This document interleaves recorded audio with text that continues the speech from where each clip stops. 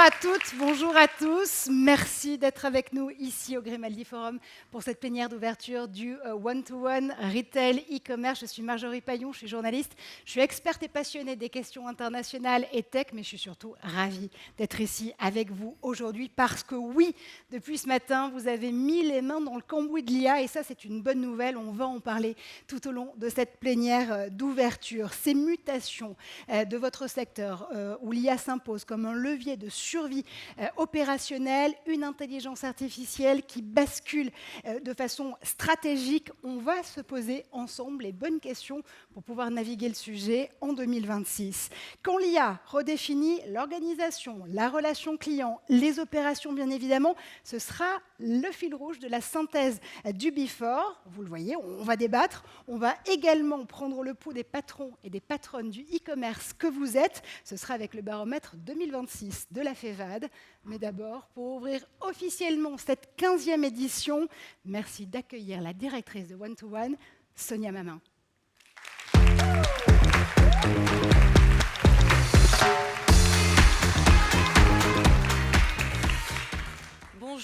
Bonjour à tous. Je ne sais pas si c'est bon. C'est assez émouvant en fait de vous retrouver tous parce que c'est pas du tout comme ça que ça doit commencer, mais ça, je vais pas tarder. Ça fait 15 ans, personnellement ça fait 7 ans. Il y a des, j'allais dire des vieux de la vieille, c'est pas pour te rajeunir, je suis désolée, mais qui sont là depuis le début et que je vous tenais à remercier, aussi bien les exposants, mais aussi, bien entendu, vous, décideurs dans cette salle, qui êtes là depuis le début. Donc, je vais reprendre le fil. On perd un peu de temps, mais ce n'est pas grave. Donc, bonjour à tous. Effectivement, il y a 15 ans, on a créé ce rendez-vous avec une conviction simple. Le commerce n'est pas un secteur, mais c'est un mouvement. Depuis 15 ans, vous êtes ceux et celles qui refusaient de subir les mutations. Vous les observez, vous les comprenez, et puis vous les transformez. Et si nous sommes réunis aujourd'hui pour cette 15e édition, ce n'est pas seulement pour célébrer un anniversaire, c'est aussi parce que les choses viennent de changer. Pendant des décennies, le commerce électronique, c'était une marque, un client, un face-à-face. Mais aujourd'hui, une troisième voie s'est invitée dans la conversation, silencieuse, invisible, mais déjà décisive. On les appelle les agents intelligents. L'IA générative ne se contente pas d'optimiser, elle ne se contente pas d'accélérer, elle redéfinit la découverte, la recherche, la comparaison. Elle redéfinit la place même de nos sites dans le parcours et les usages évoluent à une vitesse vertigineuse. Souvent, plus vite que nos organisations, avec la vraie question qui n'est pas technologique mais qui est stratégique. Parce que si nos plateformes, nos contenus, nos moteurs ne sont pas pensés pour cette nouvelle donne, d'autres capteront l'attention et avec elle la valeur. Mais cette transformation n'est pas seulement externe, elle est aussi interne. Elle bouscule les métiers, elle change les responsabilités, elle questionne la gouvernance entre DSI, e-commerce, marketing et data. Elle nous oblige à faire des choix clairs. Les nouveaux codes du commerce tiennent désormais en 3 exigences. Être lisible, bien sûr, par les agents intelligents, rester désirable pour les clients humains et agir avec responsabilité. Lisible, désirable, responsable, 3 mots, 3 défis, un même enjeu, rester maître de la création. Pendant ces 3 jours, vous allez confronter vos visions, challenger vos partenaires, tester vos convictions. Ces 3 jours sont intenses, denses et décisifs. Alors un conseil très concret, presque stratégique, n'oubliez pas de télécharger votre ami fidèle, quelle application, parce que l'avenir se joue aussi dans les détails. Cette 15e édition n'est pas un symbole, c'est un point d'inflexion. Dans quelques années, nous regarderons peut-être 2026 comme l'année où le commerce a changé de dimension. Et ce qui fera la différence, ce ne sera pas la technologie seule, mais ce seront les décisions que vous prenez maintenant et c'est à vous d'écrire la suite. Et pour ouvrir nos échanges avec une vision précise de l'état d'esprit du secteur, j'ai le plaisir d'accueillir sur scène Marc Lolivier, délégué général de la FEVAD, qui va venir nous présenter le baromètre des commerçants. Marc.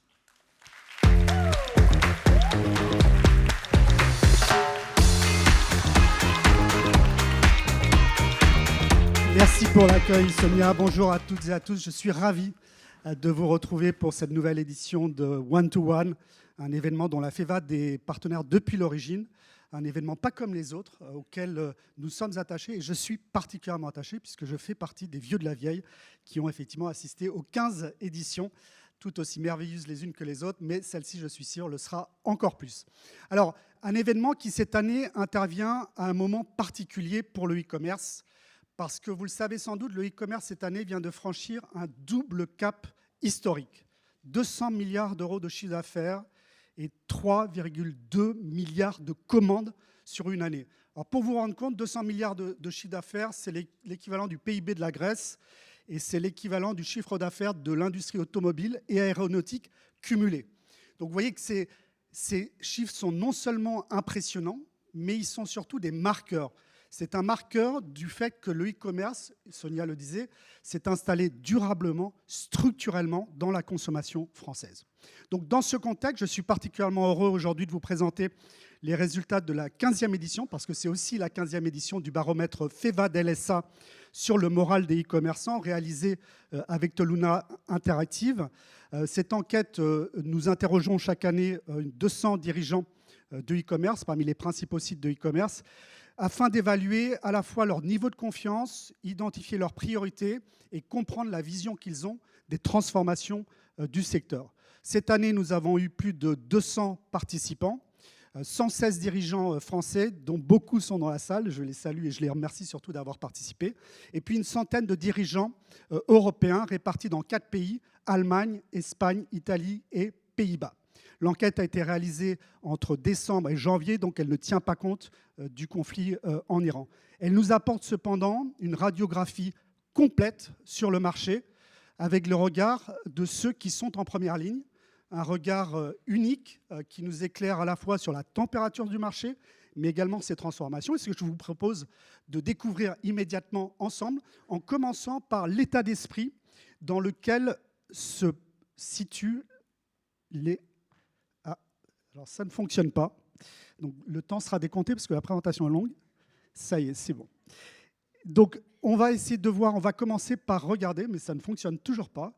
Donc le temps sera doublement décompté. Voilà, il faut attendre un petit peu.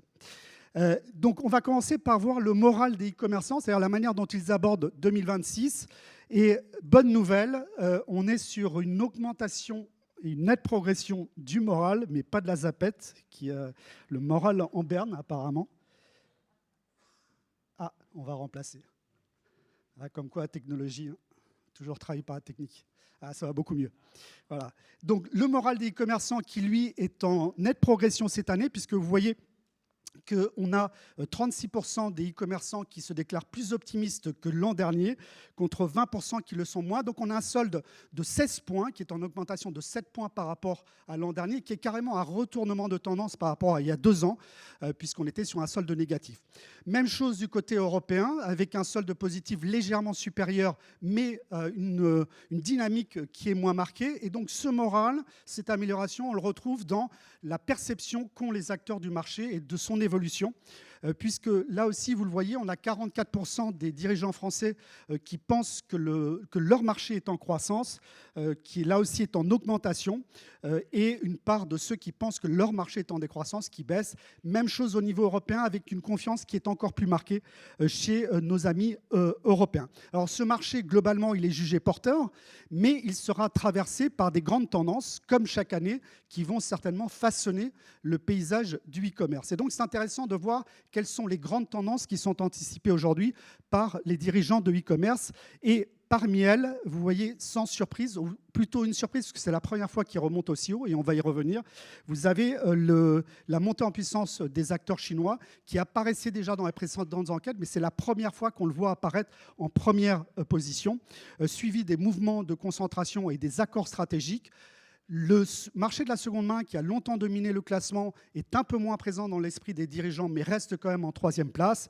Et puis, vous voyez que le risque de fermeture est à peu près stable. Les levées de fonds et les introductions en bourse restent très faibles. Donc, moins de spéculation, plus de consolidation. Et c'est aussi l'avis qui est partagé par leurs homologues européens.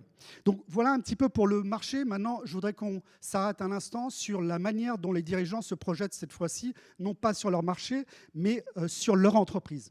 Et là aussi, on a une bonne nouvelle, c'est que sur le chiffre d'affaires, vous voyez que l'amélioration et de la perception du marché se traduit également dans les anticipations de chiffre d'affaires, avec un chiffre d'affaires qu'ils voient augmenter à 67%. C'est 3 points de plus que l'an dernier et c'est le niveau historique depuis 4 ans qui est atteint. Donc confiance dans la possibilité ou dans l'objectif de faire croître le chiffre d'affaires, partagé avec nos amis européens qui sont un peu moins confiants sur le chiffre d'affaires. En revanche, plus grande prudence, et je pense que vous comprendrez pourquoi, plus grande prudence sur la rentabilité et la performance financière, où là, on reste à plus de la moitié des dirigeants qui anticipent une amélioration de leur performance financière, mais en léger recul de 4 points, là où les dirigeants européens dépassent aujourd'hui le niveau de confiance des Français. Et on reviendra sur effectivement la dimension de pression, d'intensité du marché qui justifie certainement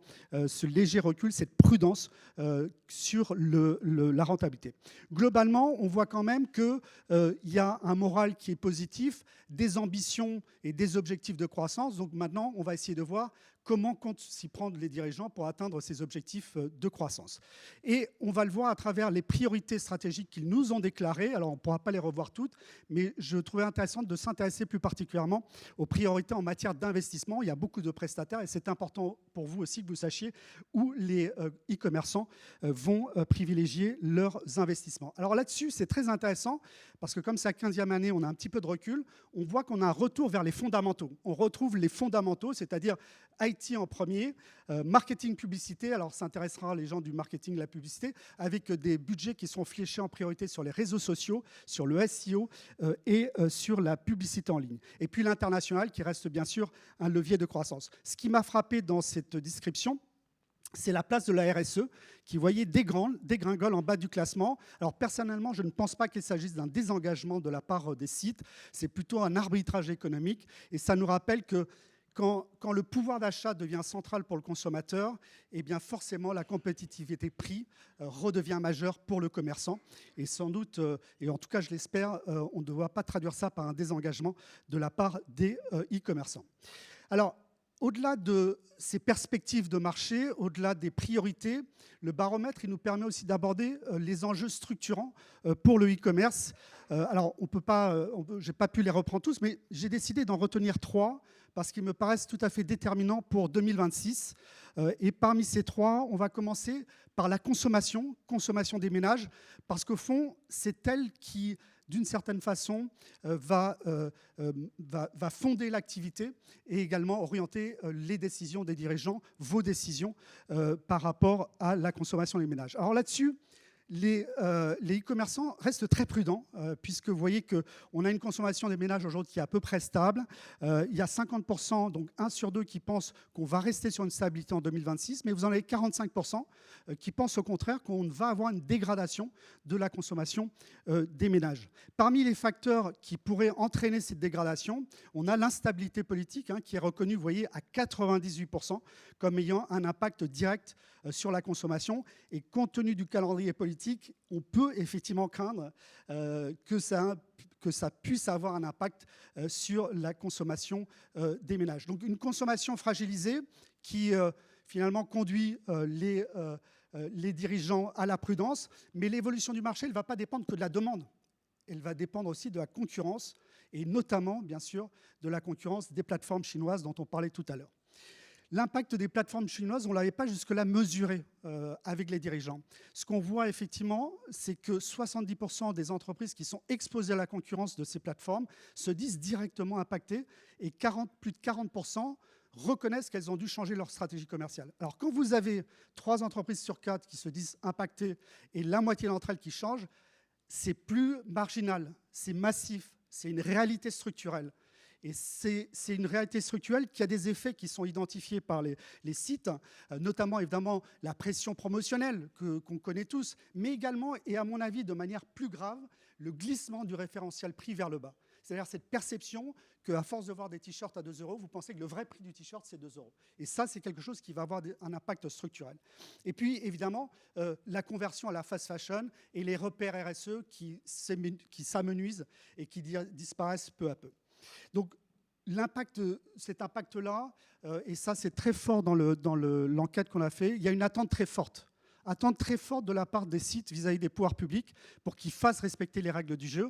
C'est à la fois une question, je dirais, d'équité concurrentielle, mais également de souveraineté. C'est très important qu'ensemble, on réfléchisse aussi à ce sujet de souveraineté économique et numérique.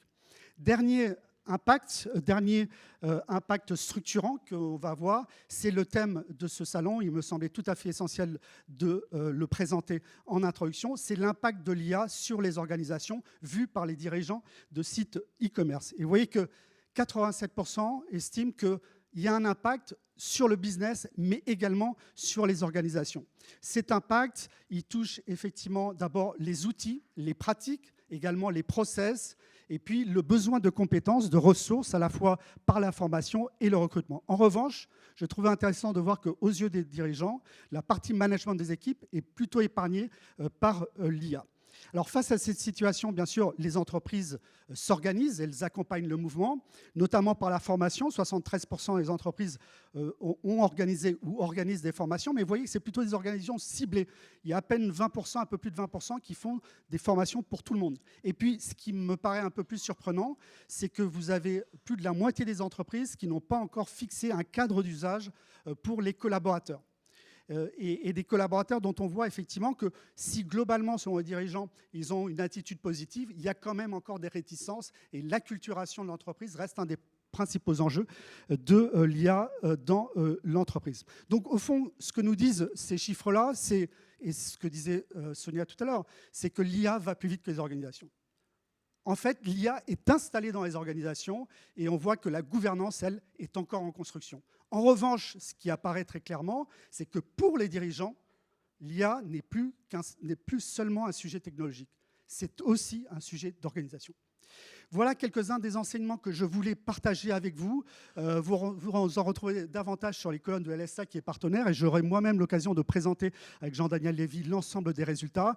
Pour conclure en 3 points sur cette édition 2026, je dirais 3 choses.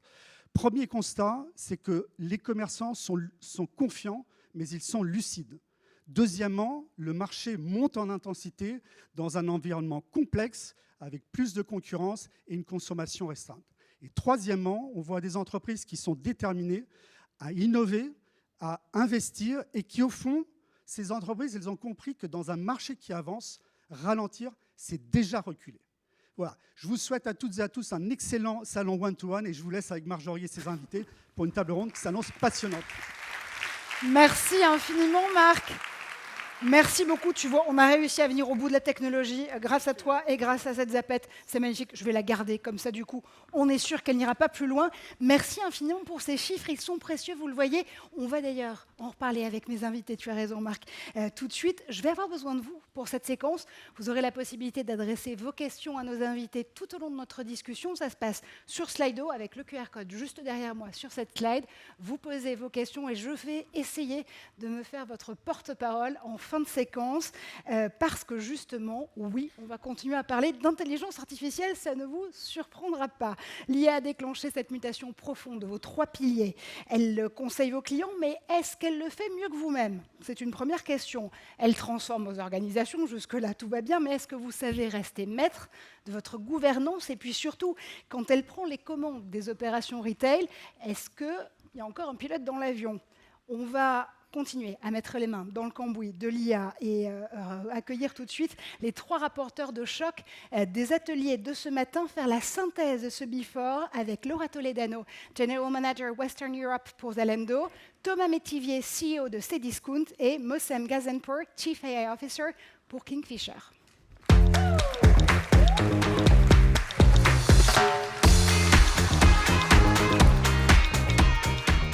Et C'est une joie de vous accueillir tous les trois sur cette scène. Je vais passer du français à l'anglais. Enfin, on va penser ensemble d'ailleurs du français à l'anglais pendant cette discussion. Mais d'abord, je voudrais qu'on démarre avec un premier tour de panel parce que, encore une fois, en intégrant l'IA à un point aussi stratégique dans vos organisations, est-ce qu'aujourd'hui, je vais démarrer avec Laura et avec Thomas, on se dit que Zalando, que Cdiscount, ce sont des entreprises tech avant tout? Alors, si je peux me permettre, je commence. Alors, c'est vrai que nous, Zalando, on se définit d'abord comme une boîte tech. En fait, qu'est-ce que ça veut dire une boîte tech? C'est une boîte qui, dès le départ, met en place une certaine structuration et des fondations suffisamment fortes pour pouvoir scaler grâce à la data. Et c'est vrai que nous, nos deux fondateurs, c'est Robert et David, qui sont tous les jours à la tête qui sont toujours aujourd'hui à la tête de l'entreprise. Ils ont commencé à vendre des tongs sur Internet, ça a fonctionné, et ils ont développé les bons mécanismes grâce à la logistique et à la data et à la tech, mais ça aurait pu être finalement d'autres produits. La mode est venue dans un second temps. Donc nous, très clairement, Zalando se définit comme une boîte tech qui a développé une expertise retail, qui a développé une expertise mode et lifestyle, mais une boîte tech avant tout parce que la data et les considérations clients au cœur de toutes les réflexions. Thomas, est-ce que pour Cdiscount, finalement, le constat est le même aujourd'hui? Est-ce qu'avant tout, Cdiscount, c'est de la tech avant d'être du e-commerce? Alors, nous, c'est clair que la transformation vers une boîte tech, elle était moins dans l'ADN historique. Il y a 25 ans, quand la boîte a été créée, on avait quand même un ADN très commerçant. Mais cette transformation tech, pour moi, elle s'est vraiment accélérée depuis une quinzaine d'années, depuis le lancement de la marketplace. Et je pense que c'est ce qui nous aide aussi à être aux avant-postes de ces sujets sur l'IA aujourd'hui. Parce qu'on avait déjà un certain nombre d'éléments qui étaient présents, notamment une gouvernance sur la data, un certain nombre de cadres. Et c'est ce qui nous permet aujourd'hui, dans cette transformation, vraiment d'aller au-delà. C'est-à-dire que ça fait sortir l'IA des équipes data science qu'on avait historiquement. On avait déjà une cinquantaine d'algorithmes qui tournaient avant l'IA générative et qui tournent toujours. Mais en fait, en s'appuyant dessus, ça a fait sortir l'IA des équipes data science. Donc à la fois pour accompagner le quotidien des équipes, les aider à être plus performantes, à se faciliter la vie. Aujourd'hui, on a plus de 700 collaborateurs qui utilisent GPT au quotidien, avec plus de 100 messages par mois, quasiment 200 agents qui sont partagés maintenant entre les collaborateurs, entre les équipes. Et puis de l'autre, pour les consommateurs sur cdiscount.com, pour nos vendeurs avec Octopia, et où là, l'enjeu, c'est comment on apporte davantage de valeur en intégrant l'IA dans le travail des équipes, dans les équipes de développement, dans les équipes opérationnelles. Et en fait, cette identité de boîte tech, je pense qu'elle nous a permis de surfer cette vague de l'IA beaucoup plus rapidement, beaucoup plus efficacement. Et on va revenir justement à ce que ça veut dire au sein de l'organisation de façon très concrète dans une seconde, mais let me switch to English with you, actually, Muslim, if you may. How would you actually define Kingfisher in 2026? Are you more of a tech platform or are you still an e-commerce one? Yeah, so first of all, I apologize not be able to speak your beautiful language. I'd love to, but I can't. So to answer your question, I believe Kingfisher is a retailer at heart. However, over the last couple of years, we started behaving more like a tech company. Not necessarily we are a tech company, but I truly believe in this area of AI, it's hard not to behave like one. So over the last 4 years, what I mean by that is over the last 4 years, we start establishing a central AI function to hire AI engineers, to hire very specific talent that allow us to develop and deploy AI at the scale. So today we have 55 AI engineers, product owners, so technically we have an end-to-end ecosystem, not only data scientists, but the actual full-fledged team to be able to put AI in production. Plus for Kingfisher, you know we are behind brand like B&Q and Screwfix and Casaroma, Brico. So we should be in the position to be able to provide our platform product as a service to all of our brands. And again, that mindset that position Kingfisher in a situation that be able to behave like a tech company while at the heart is still a retailer.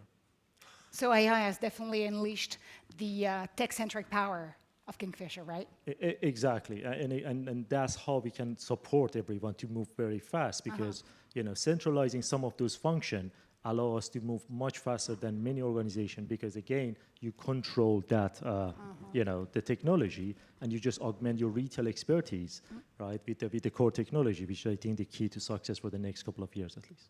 So actually, this is definitely a follow-up for Thomas now, because Thomas, vous étiez notamment dans le workshop ce matin qui a traité de gouvernance, bien évidemment, mais la question que je me pose à ce moment-là, c'est de savoir où est-ce qu'on met le curseur, parce que si les questions d'adoption d'intelligence artificielle sont avant tout des questions aussi de pouvoir au sein des organisations comme on a pu le faire, allez, j'ai 130 ans d'un coup quand je vais parler de transformation numérique, mais c'est un peu le cas.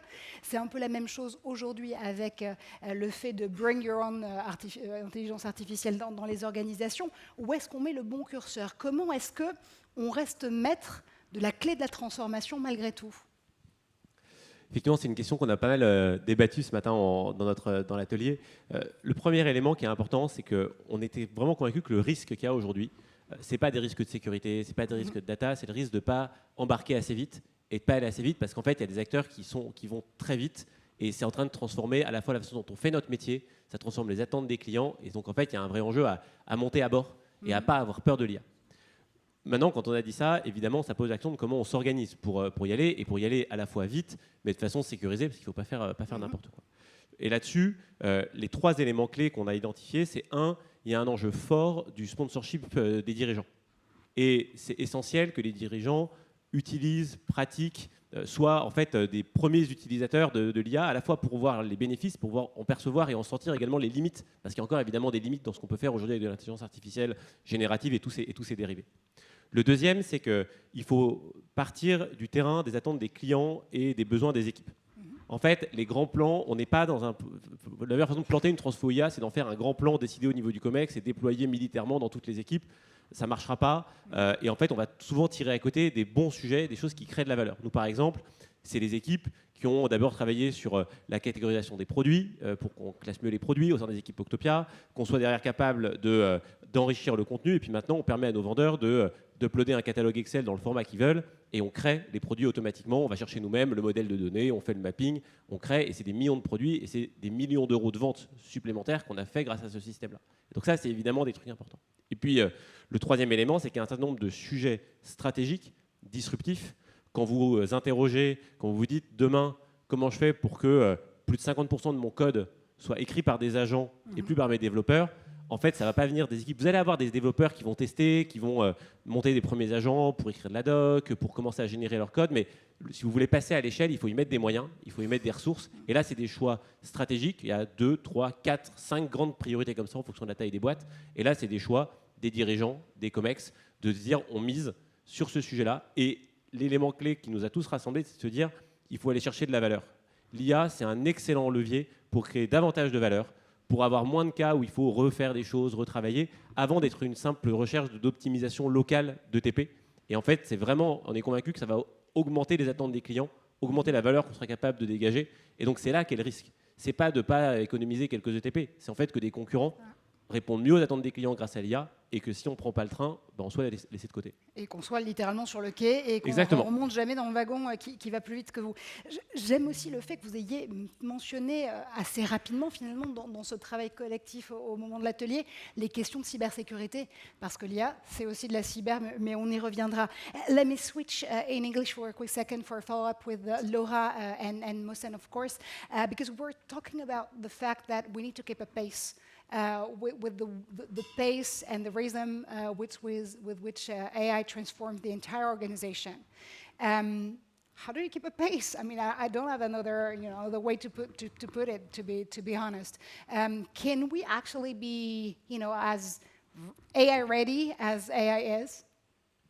Yeah, I mean, the term AI ready is quite interesting, right? Because, I mean, we have different terms. You have AI enabled, AI native, AI, so there are different terms, but the definition is very important. So the truth is nobody knows what happens in the next couple of months, not that years, is honest. Right? So, and not many people actually predicted the exact same time that ChatGPT released. Right? So if you ask an organization before ChatGPT, what is your strategy? They had a completely different strategy because the announcement of LLM, so that just opened up a huge window. So for an organization or retailer like us to be ready, I think first of all, I think we have to realize we have asset and retail expertise that doesn't exist in AI. And I think that's our asset, and I think that's very important. Our data, our product, our expertise. So in order to be AI ready, we have to remember we all probably, if you're a large organization, you suffer from legacy. Mm-hmm. So these are the things you have to deal with, right? So it's not all about AI. But coming back to my first point, what Kingfisher did was investing in people, right? So 4 years ago, we didn't know about ChatGPT is going to come, but we knew we need AI expertise. So when it landed, so couple of weeks after, I mean, in December 2023, we launched our first public-facing chatbot in the industry. So with the same people we had before. So technically, in order to be able to adopt and react to change, so investing in people, right, so to educate the organization, but also value the asset that as a retailer you have, I think that's probably the best bet in such uncertain situation to be able to react fast because you're counting on things that you have at them. Ça veut dire, si on écoute bien Mossem, Laura, qu'être people-centric, ce n'est pas forcément un antonyme de AI-centric. On peut réussir à faire avancer dans nos organisations les deux de pair et que finalement l'ensemble de la chaîne de valeur monte en compétences. Alors pour moi, c'est même pas on peut, c'est que pour l'instant, on doit. Parce qu'aujourd'hui, en tout cas, nous, chez Zalando, on a 3000 personnes qui travaillent dans la tech, donc on a la chance d'avoir les moyens d'explorer la tech et d'aller loin, de le travailler sur l'expérience client, etc. Mais en revanche, même pour nous, c'est difficile. C'est même pour nous, les premières choses qu'on sort ne sont pas effectifs et de qualité dès la première itération. Ça a besoin de temps, ça a besoin de people derrière qui regardent les KPIs, qui le font évoluer, qui l'améliorent, qui l'alimentent. Donc en fait, ça demande, comme tu disais, beaucoup de ressources et de priorisation. Et donc pour moi, la seule façon de ne pas se planter, si je peux me permettre, c'est vraiment de se dire, est-ce que ça résout vraiment un problème client ? Et pourquoi est-ce que je le fais ? Est-ce que ça fait partie de ma stratégie ? Parce que c'est vrai qu'aujourd'hui, avec l'IA générative, c'est assez accessible. On a le sentiment que très vite, on peut trouver des low-hanging fruits et aller chercher des solutions rapides. Mais si ça ne répond pas vraiment à votre stratégie long terme, en fait, c'est juste une perte de temps et de focus de vos équipes. Donc, quels sont les 2-3 vrais sujets qu'il faut aborder et comment j'y mets les moyens, les ressources et la prio pour que tout le monde avance dans la même direction. Et ça part vraiment de cette volonté. Il faut que le leadership soit totalement aligné pour que l'exécution suive, parce que sinon, ça peut aller vraiment dans tous les sens. Let's theory in the value chain. We definitely, dive into the organization part of it. But if we go back to maybe the obvious part, which is the customer-centric relationship, are you still mastering that part as a retailer and as an e-merchant out there? The more AI you're putting into the process, the more you're just losing track of this relationship? Not necessarily. So what we say is AI is just a tool, not the mission. So AI, of course, was one of the most amazing tools. It was available in our toolbox, but again, it's just a tool. So that's one thing to consider because everything we do, right? So we just use different tools to achieve it. But if you're talking more about like agentic world and when it's become a bit more scary, more unknown, again, it really, really depends how you deploy it. As an organization, I think we have responsibility on how and when to deploy AI. So it's not about AI is going to go viral and when we put it in front of our customer. So if you're having on-site AI agent, for example, you have full control. Exactly the same you have on your e-commerce platform on what those agents become. So even across our brands, like B&QS Group with Castle France, if you have an on-site AI agent, you can see the brand and the business strategy can be very different in terms of what is it the post-purchase, that you want that those agents to do? Is it the shopping experience? So I think owning that responsibility is a key. And remember, it's because AI seems very autonomous, but they still are responsible how you deploy them. And again, when we make an informed decision, then yes, you still can be in charge. But again, that's very important to make that decision as an organization. Interesting.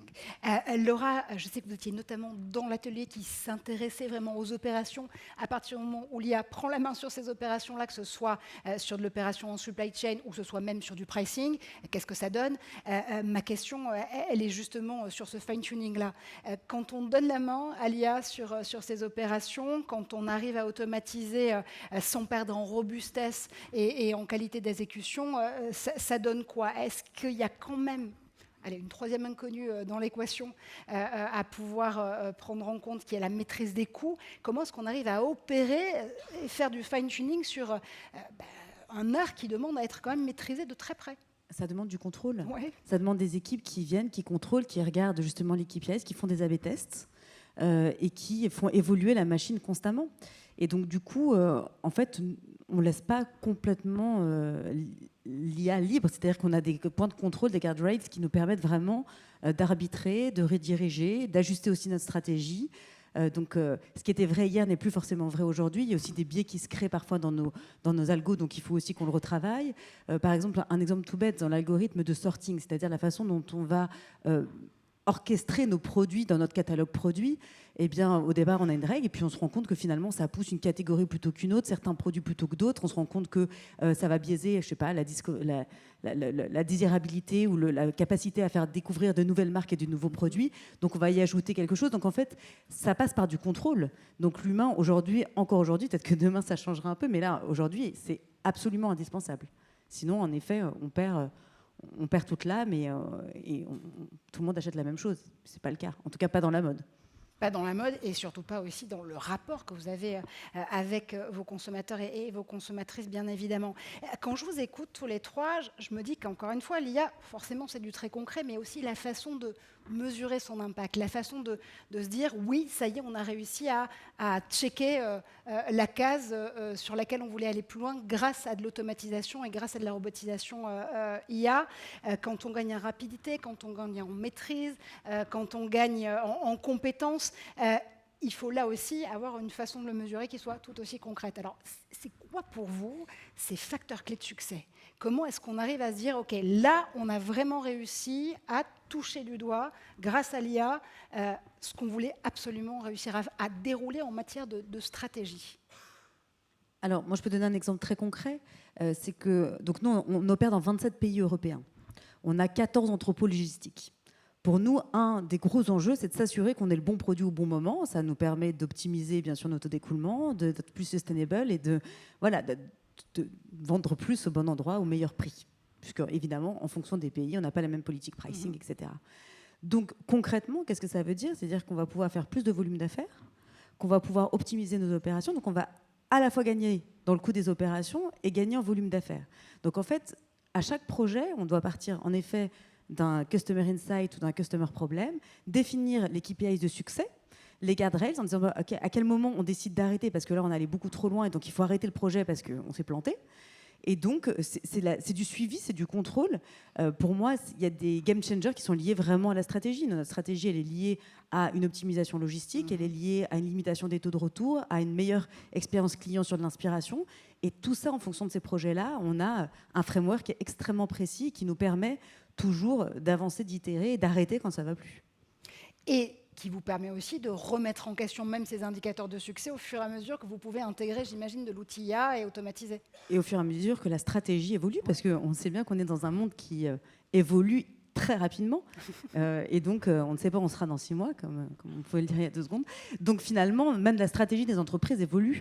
Les attentes des consommateurs évoluent. L'adoption, en fait, des sujets IA évolue aussi. Donc, les clients n'ont plus les mêmes attentes et capter leur attention est devenu un vrai challenge. Donc, à nous aussi de relever le défi. C'est ça la clé, c'est de savoir rester agile tout au long le déploiement de ces outils, tout au long aussi du fait de les mesurer.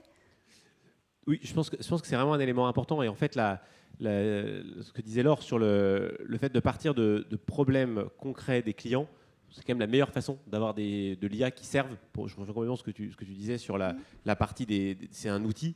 Et en fait, la vraie question, c'est comment est-ce qu'on l'utilise. Et nous, en tant que management, on a un rôle que les outils soient à disposition. Quelque part, la boîte à outils soit à la portée de main de nos équipes, qui soient confiants dans le fait de les utiliser. Et puis après, à nous de les encourager. Et après, on va regarder du coup localement, dans une équipe donnée, en fait, est-ce que la mise en œuvre de l'IA a eu des résultats probants. Et en fait, ce qui est intéressant, c'est qu'on voit une construction progressive de savoir-faire.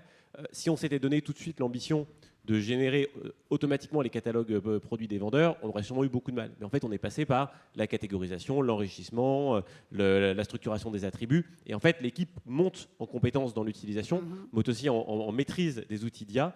On teste, on voit des choses, on comprend les limites, on voit comment on donne des meilleures consignes. Et en fait, cette orientation-là, à la fin, elle permet d'aller chercher des gains et des éléments beaucoup plus disruptifs. Et donc ça, on le voit là-dessus. On le voit aussi sur notre moteur de recherche. On est capable aujourd'hui d'aller chercher l'intention derrière les mots-clés pour sortir d'une simple logique purement sémantique. Et par exemple, sur des requêtes où il y a beaucoup de mots-clés, on a fait quasiment x2 en termes de pertinence sur ces requêtes parce que on comprend beaucoup mieux ce que le client a voulu nous dire quand il nous met 5, 6, 7 mots-clés dans des moteurs de recherche qui sont quand même plutôt pensés à la base pour avoir 2-3 mots-clés maximum quand on est en matching sémantique. Et puis l'autre élément qui est clé et qui pour moi répond à cet enjeu de, en fait, on ne sait pas où on sera en termes d'outils dans 6 mois. Franchement, la rupture qu'il y a eu en décembre dernier sur les agents pour les équipes de développement, c'est une vraie bascule. Et en fait, il va y en avoir d'autres, c'est certain. Là, pour le coup, on regarde, nous, quelles sont les équipes qui sont embarquées. Dans quelles équipes on a été capable de susciter, d'entretenir, de développer cette curiosité, cette envie d'essayer, cette capacité à tester des use cases et en fait à se planter. C'est dur au début. C'est pas du tout une baguette magique. On démarre pas quand une équipe commence à utiliser de l'IA. C'est rare que le premier truc marche. Et donc en fait, il y a un vrai enjeu managérial de mettre des outils, de soutenir, d'accompagner, de partager les bonnes pratiques et de laisser la main au terrain parce qu'en fait, il faut que l'équipe elle soit engagée dedans. Si elle le fait sous la pression ou la contrainte, en fait, dès qu'elle va trouver une difficulté, ça lui donne une bonne raison de s'arrêter. Par contre, si vous arrivez à susciter l'envie, à valoriser ceux qui réussissent, à mettre en avant les bonnes pratiques entre équipes, vous êtes capable de créer une entreprise qui progresse et puis qui, du coup, absorbera et intégrera d'autant plus facilement la prochaine génération d'outils. Et ça, pour moi, c'est vraiment un challenge fort en termes de transformation culturelle. So we were actually tackling the fact that, of course, winning with AI means something very specific in every single of your organizations. But I'm kind of curious, though, at Kingfisher, have you already experienced a strategic decision that you guys made because of AI? I mean, there are many strategic decisions to be made on a very senior level, which I cannot comment. But yeah, so I mean, I think one good example, as you mentioned, at the moment we're using AI everywhere, so on recommendation, on chatbots, on many things. But I think one of the stories we have, which I think AI not only, I mean, I wouldn't say change the direction, but enable us, strategically, and we just think from beginning differently, was a marketplace story. So for B&Q, I think at 2022, I think, Roman, around that time, so we launched marketplace. So we went from 55,000 product to 2.1 million product. So, but if you look at the scale, so that's not something that you can just do without having AI. So, and that wasn't something that we built and come back and we improve it with AI. So our content moderation develop that help us to grow to that number. And that's when we're using AI in different shape or form to look at the content that's published by third parties, right? So some of those decisions, of course, it was, you see AI as an unblocker of a strategy decision because marketplace was big for us. But as we move into agentic AI world, because now we know what is the art of possible, there are many processes that now we thinking put in place, which we put completely differently because the technology is available to us around contact center operation and many things like that. On va prendre les questions que vous posez sur Slido parce qu'il y en a des questions qui sont absolument formidables et j'adorerais être une petite souris, rester pour les 3 jours à venir pour vraiment savoir comment vous allez tous collégialement réussir à répondre à ces questions-là. There's one question in English, though, I would really love you to have a say on. It's from an anonymous, of course, member of the audience, but there it goes. Tomorrow, we will be able to buy on AI. Let's name them, ChatGPT, Claude, whatever. What does it mean for marketplaces ecosystem, new competitors, or partners? So can you repeat the last? Tomorrow, you're going to be able to buy directly on LLMs, on ChatGPT, on Claude, on whatever, name them. To your perspective, will they be competitors or partners? Oh, so again, your decision. Right? So it really, really depends how you deploy it, right? So of course, being able to be visible and discoverable on those third parties is a must. You cannot avoid it, right? So because if you avoid it, you miss the competition. But the question is how you play that, right? And how you deploy that interface. That's still remain in your decision, right? Of course, it's going to be a close collaboration with those big players to providing those technology, but remember that's not the only way that you can actually be discoverable using those AI agents. You have on-site and you have different channel that you can go. Again, I think that remains in your decision.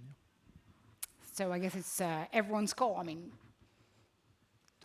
Yeah. I mean that's the thing, right? So it's something that first of all is very unknown. The only thing we need is possibility that people can buy it, and I think from that point of view, it's just different channel. The same way we deal with different channel over years. That's a different channel. We go through that, we learn, and we play the game, right? But again, when it comes to is it going to be competing, or so these are the one I think there are many unknown things that yet to be answered before we be in the position to actually make that decision. Pour vous, ce serait plutôt quoi?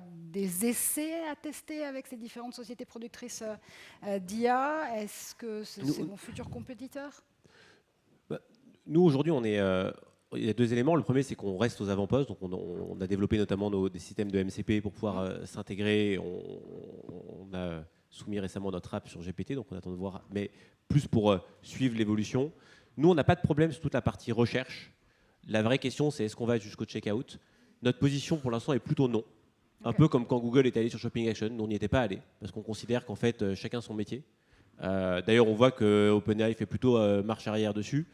Donc, autant la pertinence des LLM dans ce qu'ils apportent en plus aux consommateurs dans les phases de recherche et d'exploration, on voit vraiment que ça apporte un plus. Sur les phases de checkout, où il y a des enjeux techniques de sélection des modes de livraison, sélection des modes de paiement, etc., pour moi, il y a quand même du chemin à parcourir et je ne suis pas sûr que ça réponde vraiment à une attente des clients, en tout cas pour l'instant. On est vigilant, on teste et on verra. Et puis après, nous, on est convaincus que notre valeur ajoutée, elle est beaucoup dans la capacité à gérer ce trade-off sur les marketplaces entre énormément de vendeurs. On en a 10 000, on a plus de 20 millions de produits, et puis la qualité. Et ça, c'est quelque chose qui demande de la techno, mais aussi beaucoup de savoir-faire opérationnel. Et là, pour le coup, on est assez serein qu'avant qu'on soit remplacé par GPT, Gemini ou qui on veut, on a encore un peu de travail. Laura? Moi, je suis assez alignée avec ce que vient de dire Thomas. Je pense que la force qu'on a en fait des acteurs comme Cdiscount ou comme Zalando, c'est qu'on travaille assez étroitement avec des Google, des Meta, etc. Donc on a aussi la capacité de travailler avec eux pour être bien référencés, pour comprendre comment on doit faire évoluer notre structuration de données, nos fiches produits, pour que demain elles soient lisibles par les LLM. Donc pour moi, c'est plutôt un nouveau canal d'acquisition. C'est un peu comme quand Google Shopping est sorti, enfin même pas Google Shopping, Google est sorti, on ne savait pas comment SEO remonter à la première position. Là, on a un peu la même chose, on est en train d'explorer, d'apprendre. Donc cette première phase, elle va aller assez vite. Je pense que d'ici 12 à 18 mois, on sera assez étonné du trafic qui vient globalement des LLM. En revanche, sur la partie checkout, je pense que ça prendra plus de temps. Est-ce que ça veut dire qu'on n'ira pas? Ça, j'en sais rien. Franchement, c'est trop tôt pour le dire, mais ça mettra un peu plus de temps. Une question pour les Européens que vous êtes. Alors, you'll let me know if actually Kingfisher can address this very specific question, which is mainly based on European regulation, but est-ce qu'on est en train de créer en Europe un cadre réglementaire qui freine l'adoption de l'IA? Oui. Oui. Bah, c'est bien, moi c'était simple. So the question was definitely about the AI digital regulation and about AI specifically and the AI Act. Are we actually fostering or blocking innovation? So they went with we, but you know that I don't think Exactly. was a yes or no. Do you want to join us in the we or not? That's also the other part of the question, but anyways. Mais je me permets quand même d'ajouter que évidemment qu'on a une régulation qui parfois va freiner nos investissements parce que tout simplement on investit plus dans la compliance et dans les équipes légales que dans les équipes tech. Donc ça c'est un vrai sujet parce qu'il nous faut, on a besoin d'une régulation qui soit juste, équitable et surtout harmonisée à l'échelle européenne. Ça c'est sûr et certain. En revanche, est-ce que ça veut dire pas de régulation? Non. L'IA Act, il a aussi des bienfaits, c'est pour protéger le consommateur. Donc c'est pas, on rejette pas d'un bloc. On se dit simplement, à l'échelle européenne, il faut que ça soit harmonisé. Moi, je gère 6 pays différents, c'est juste un enfer. C'est-à-dire, par pays, c'est des directives européennes, et elles sont appliquées différemment par pays. Ça demande un travail de compliance qui est démesuré et qui nous fait perdre du temps, des ressources et des leviers d'investissement. Et pendant ce temps-là, on n'applique pas les règles existantes sur les acteurs chinois. Donc, cherchez l'erreur. C'est un débat, j'imagine, qui va continuer à agiter cette discussion du one-to-one e-commerce retail pour les prochains jours à venir. D'ailleurs, dès maintenant, le one-to-one continue, bien évidemment, avec des débats, des idées, des solutions, du networking. Merci infiniment pour vos 3 perspectives sur ces sujets. Merci à vous pour vos questions. Et une très, très belle 15e édition à toutes et tous. Merci beaucoup.